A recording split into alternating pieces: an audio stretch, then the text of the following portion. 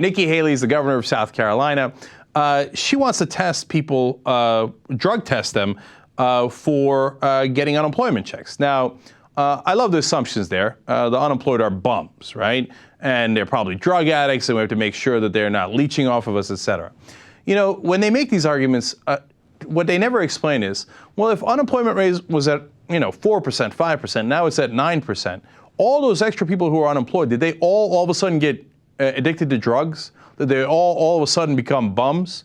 No, they got laid off because the economy is a disaster and they didn't get rehired. There's nothing wrong with them. They were the guys who were employed just a little while ago. Well, we can prove it to you in the numbers. But she says, no, she's got her own numbers. She said that at a nuclear plant, when they were testing job applicants, 50% of the people failed drug tests. Now, that seems awfully high, right? If I was faced with a number like that, I'd be kind of skeptical. Apparently, she wasn't. Come to find out, it turns out that the number of people who failed the drug test was less than 1%. Now, she has admitted that she screwed up and that she was totally wrong. But I'm fascinated by her admission. Here's her quote. "I've never felt like I had to back up what people tell me. You assume that you're given good information.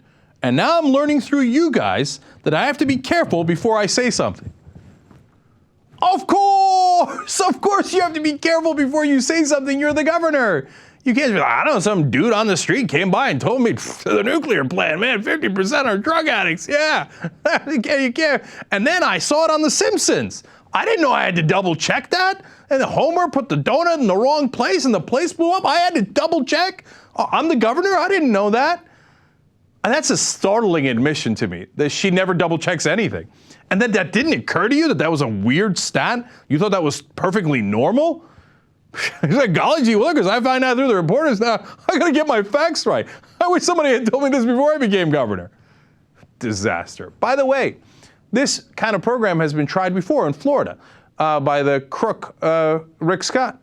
Now, he has a personal stake in it because he owns a drug testing company. So he's making everybody in Florida take drug tests, including welfare recipients. And so, but the welfare recipients, they got to be real bums, right? At least 50% of those guys must have failed their drug test.